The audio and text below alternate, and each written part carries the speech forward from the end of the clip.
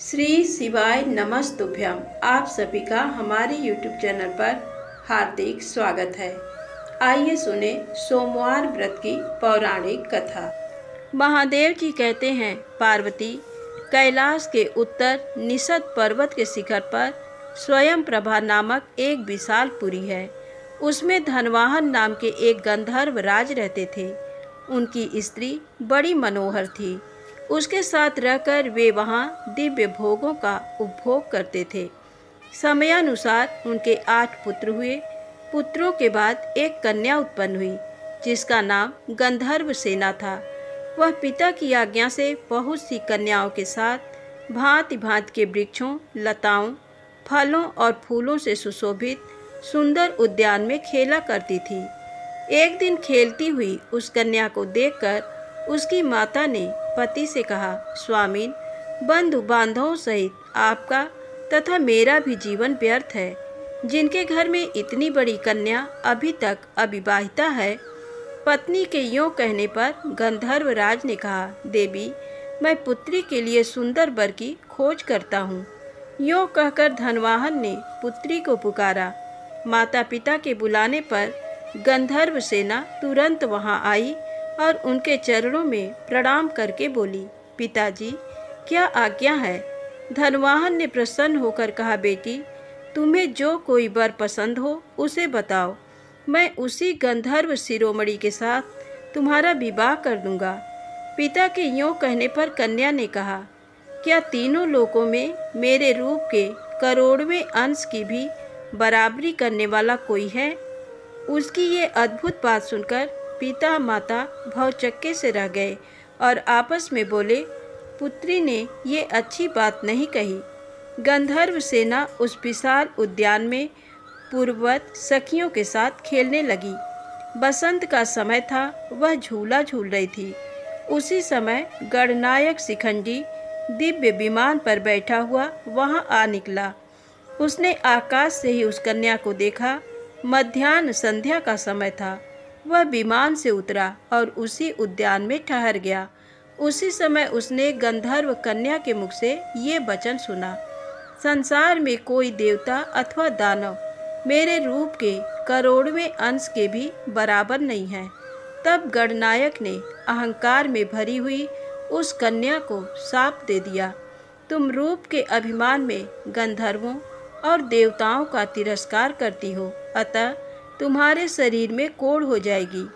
ये शाप सुनकर वह कन्या भयभीत हो गई और साष्टांग प्रणाम करके दया की भीख मांगने लगी। उसकी विनय से गणनायक को दया आ गई और उसने कहा, ये तुम्हारे गर्व का फल है, इसलिए गर्व कभी नहीं करना चाहिए। हिमालय के वन में गोश्रिंग नाम के एक श्रेष्ठ मुनि रहते हैं। वे तुम्हारा उपकार करेंगे। यूँ कहकर गणनायक चला गया। गंधर्व सेना उस सुंदर वन को छोड़कर पिता के समीप आई और कुष्ठ होने का सब कारण कह सुनाया। सुनकर उसके माता पिता शोक से संतप्त हो उठे और पुत्री को साथ ले तुरंत ही हिमालय पर्वत पर आए। वहाँ उन्होंने गोश्रिंग ऋषि के आश्रम को देखा। मुनिवर गोश्रिंग आश्रम के भीतर बैठे थे। उनका दर्शन करके स्तुति प्रणाम करने के अनंतर वे दोनों गंधर्व दंपति उनके आगे भूमि पर बैठे। मुनि के पूछने पर गंधर्व राज ने कहा, मेरी कन्या का शरीर कुष्ठ रोग से पीड़ित है, जिससे उसकी शांति हो वह उपाय करें। गोश्रिंग बोले, भारतवर्ष में समुद्र के समीप सर्वदेव वंदित भगवान सोमनाथ विराजमान है। वहाँ जाकर मनुष्यों को एक समय भोजन करते हुए सब रोगों के नाश के लिए सोमनाथ की पूजा करनी चाहिए। तुम सोमवार व्रत के द्वारा भगवान शंकर की आराधना करो। यूँ करने से तुम्हारी पुत्री का रोग नष्ट हो जाएगा। महर्षि का ये वचन सुनकर गंधर्व राज वहाँ जाने का विचार किया और गोश्रिंग मुनि से पूछा, भगवान, सोमवार व्रत कैसे करना चाहिए, किस समय उसका अनुष्ठान उचित है। गोश्रिंग जी ने कहा, महाप्राज्ञ, पहले ब्रह्म बेला में उठकर शौच आदि से निवृत्त हो दंत धावन करे, फिर स्नान करके स्वधर्म के अनुसार नित्य कर्म करें। उसके बाद सुंदर समतल एवं शुद्ध स्थान में उत्तम कलश स्थापित करें, जिसमें आम का पल्लव डाला गया हो और जिस पर चंदन से भांति भांति के चित्र बनाए गए हों। कलश के ऊपर पात्र रखें और उस पात्र में जटा मुकुट मंडित सर्वाभूषण भूषित श्वेत वस्त्रधारी अर्धनारीश्वर शिव की प्रतिमा स्थापित करें। तत्पश्चात उमा सहित महेश्वर की श्वेत वस्त्रों और भांति भांति के भक्ष्य भोज्य पदार्थों द्वारा पूजन करें। बिजौरा नींबू अर्पण करें। इन मंत्रों से सब पूजा करनी चाहिए। महादेव, आप श्वेत वृषभ पर आरूढ़ श्वेत आभूषणों से भूषित तथा आधे शरीर में भगवती उमा से संयुक्त हैं। आपके 5 मुख 10 भुजाएं तथा प्रत्येक मुख के साथ 3-3 नेत्र हैं। आपको नमस्कार है। आप सर्वस्वरूप हैं। आपको नमस्कार है। इसी मंत्र से पूजन और स्तुति करके रात्रि में भोजन करें। सोमनाथ महादेव जी का ध्यान करते हुए कुश की चटाई पर सोएं। योग करने पर 18 प्रकार के कुष्ठ रोगों का नाश होता है। दूसरे सोमवार को करंज का दंत धावन करें और ज्येष्ठा शक्ति से संयुक्त शिव का कमल के फूलों से पूजन करके विधि पूर्वक मधुर भोजन करें। भगवान को नारंगी चढ़ाएं। शेष सब विधि पहले की तरह करें। दूसरे सोमवार को यूँ करने से लाख गोदान का फल प्राप्त होता है। तीसरे सोमवार को अपामार की दातुन करके शिव जी का पूजन करें। अनार के फल का भोग लगाएं तथा चमेली के फूलों से पूजा करें। रात में अगरू भोजन करें। उस दिन सिद्धि नामक शक्ति के साथ शिव की पूजा करनी चाहिए। चौथे सोमवार को गूलर की दातुन करने का विधान है। उस दिन सोमा सहित गौरीपति की पूजा करें। नारियल का फल चढ़ाएं और दौने के पत्ते से पूजा करें।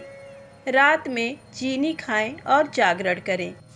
5वें सोमवार को विभूति सहित गणेश्वर की कुंद के फूलों से पूजा करें।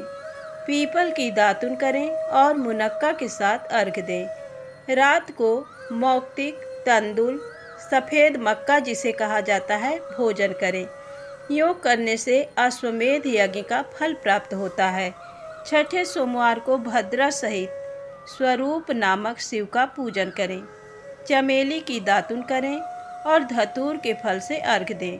उस दिन बेला के फूलों से परम भक्ति पूर्वक पूजा करनी चाहिए। रात में कपूर भोजन करें। 7वें सोमवार को बेला की दातुन करें और दीपा शक्ति के साथ सर्वज्ञ शिव की पूजा करें। जम्भीरी नींबू का फल अर्पण करें और चमेली के फूलों से पूजा। रात को लौंग खाएं। यूँ करने से अनंत फल की प्राप्ति होती है। 8वें सोमवार को केले के फल और मरुआ के फूलों से अमोघा शक्ति सहित जगदीश्वर शिव का पूजन करें। रात में दूध पिएं। इससे अग्निष्टोम यज्ञ का फल प्राप्त होता है। करोड़ बार गंगा स्नान करने से और सूर्य ग्रहण के समय कुरुक्षेत्र में वेद वेत्ता ब्राह्मण को 10,000 स्वर्ण मुद्रा दान करने से जिस फल की प्राप्ति होती है, वही सोमवार व्रत करने पर कोटि गुना होकर मिलता है। 9वां सोमवार प्राप्त होने पर व्रत का उद्यापन करें। ध्वजा पताकाओं से सुशोभित गोल मंडप और कुंड बनाएं। 4 दरवाजे बनाकर मंडप के मध्य में चौकोर वेदी का निर्माण करें। उस पर मंडल बनाकर बीच में कमल बनाएं। 8 दिशाओं में पृथक पृथक सुवर्ण सहित कलश स्थापित करके पूर्व से लेकर वामादि शक्तियों की भी स्थापना करें। कर्णिका में परम प्रकाशमय श्री सोमनाथ जी को विराजमान करें। सोमनाथ जी की सुवर्णमयी प्रतिमा मनोमती नामक शक्ति के सहित स्वर्ण सैया पर स्थापित करनी चाहिए। सुवर्ण अथवा रजत आदि के पात्र को शहद से भरकर उसे स्वर्ण सैया पर आच्छादित करके रख दें और उसी पर शिव प्रतिमा का पूजन करें। फिर वस्त्र, तांबूल, आभूषण, छत्र, चमर, दर्पण, दीप, घंटा, चंदोआ, सैया और गद्दा आदि वस्तुएं सोमनाथ की प्रीति के उद्देश्य से पुराण वेत्ता आचार्य को दान करें। वहीं होम कराएं, पूजन करके रात में वहीं जागरण करें। अपने हृदय में सोमनाथ जी का ध्यान करते हुए पंचगव्य पीकर रहें। प्रातः काल स्नान करके विधि पूर्वक सोमदेव का ध्यान करें। तत्पश्चात दूध और खांड आदि से बने हुए अनेक प्रकार के भक्ष्य भोज्य पदार्थों द्वारा 9 ब्राह्मणों को भक्तिपूर्वक भोजन कराएं। 2 वस्त्र और 1 गोदान करके विसर्जन करें। इस प्रकार सोमवार व्रत का पालन करने वाला पुरुष अक्षय पुण्य का भागी होता है, धन धान्य से संपन्न तथा स्त्री पुत्र आदि से सुशोभित होता है। उसके कुल में कोई दरिद्र अथवा दुखी नहीं होता। इस प्रकार विधि पूर्वक व्रत करने पर मनुष्य देह त्याग के पश्चात शिवलोक में जाता है। महाभाग, जहाँ भगवान सोमनाथ विराजमान है वहाँ शीघ्र जाओ। महादेव जी कहते हैं, गोश्रिंग मुनि के ऐसा कहने पर गंधर्व राज धनवाहन अपनी पुत्री के साथ सब उपहार लेकर प्रभास क्षेत्र में आए। वे सोमनाथ का दर्शन करके आनंद में मग्न हो गए। यात्रा के क्रम से सोमनाथ जी का पूजन करके उन्होंने कन्या सहित सोमवार व्रत किया। इससे उनके ऊपर सोमनाथ प्रसन्न हुए और उन्होंने उनकी कन्या के रोगों का नाश करके समस्त कामनाओं की सिद्धि देने वाला गंधर्व देश का राज्य तथा अपनी भक्ति दी। महादेव जी से वरदान पाकर धनवाहन गंधर्व कृतार्थ हो गए। उन्होंने सोमनाथ जी के उत्तर भाग में दंडपाणी के समीप भक्तिपूर्वक गंधर्वेश्वर शिव की स्थापना की। ये बरदा से पश्चिम 5 धनुष की दूरी पर स्थित है। पंचमी तिथि में उनकी पूजा करके मनुष्य कभी दुखी नहीं होता। धनवाहन की पुत्री गंधर्व सेना ने भी वहीं गौरी जी के समीप पूर्व भाग में 3 धनुष की दूरी पर विमलेश्वर नामक शिवलिंग की प्रतिष्ठा की, जो सब रोगों का नाश करने वाला है। तृतीया को विमलेश्वर की पूजा करके प्रत्येक स्त्री दुर्भाग्य दोष से मुक्त हो जाती है, घर में सम्मानित होती तथा पुत्र एवं संपूर्ण मनोरथों को प्राप्त कर लेती है। अब आइए सुने उगना महादेव की पौराणिक कथा। देश भर में भगवान महादेव के कई प्रसिद्ध मंदिर स्थापित हैं, जिनसे जुड़ी कई रोचक कथाएं भी सुनने को मिलती हैं। भोले भंडारी का ऐसा ही एक मंदिर बिहार के मधुबनी जिले के भवानीपुर गांव में स्थित है, जो उगना महादेव व उग्रनाथ मंदिर के नाम से काफी प्रसिद्ध हैं। ऐसी लोक मान्यता है कि इस मंदिर में भगवान शिव ने स्वयं मैथिली भाषा के महाकवि विद्यापति के घर नौकरी की थी। महाकवि विद्यापति हिंदी साहित्य की भक्ति परंपरा के प्रमुख कवियों में से एक हैं, जिन्हें मैथिली के सर्वोपरि कवि के रूप में जाना जाता है। वे भगवान शिव के बहुत बड़े भक्त हुआ करते थे। उन्होंने भगवान शिव पर अनेकानेक गीतों की रचना की है।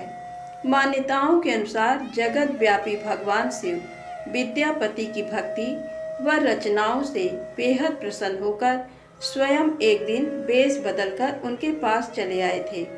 उनके साथ रहने के लिए भगवान शिव विद्यापति के घर नौकर तक बनने के लिए तैयार थे। उन्होंने अपना नाम उगना बताया था। दरअसल कवि विद्यापति आर्थिक रूप से सबल नहीं थे, इसलिए उन्होंने उगना यानी भगवान शिव को नौकरी पर रखने से पहले मना कर दिया, मगर फिर शिव जी के कहने पर ही सिर्फ 2 वक्त के भोजन पर उन्हें रखने के लिए विद्यापति तैयार हो गए थे। ऐसी कथा है कि जब एक दिन विद्यापति राजा के दरबार में जा रहे थे तो तेज गर्मी व धूप से विद्यापति का गला सूखने लगा, मगर आसपास जल नहीं था। इस पर साथ चल रहे विद्यापति ने उगना यानी शिव जी से जल लाने के लिए कहा। तब शिव ने थोड़ा दूर जाकर अपनी जटा खोली व 1 लोटा गंगा जल ले आए। जल पीते ही विद्यापति को गंगा जल का स्वाद आया। उन्होंने सोचा कि इस वन के बीच ये जल कहाँ से आया। इसके बाद उन्हें संदेह हुआ कि कहीं उगना स्वयं भगवान शिव ही तो नहीं है। उन्होंने शिव के चरण पकड़ लिए तो शिव को अपने वास्तविक स्वरूप में आना पड़ा। इसके बाद शिव जी ने महाकवि विद्यापति के साथ रहने की इच्छा जताई और उन्हें बताया कि वह उगना बनकर ही साथ रहेंगे। उनके वास्तविक रूप का किसी को पता नहीं चलना चाहिए। इस पर विद्यापति ने भगवान शिव की सारी बातें मान ली।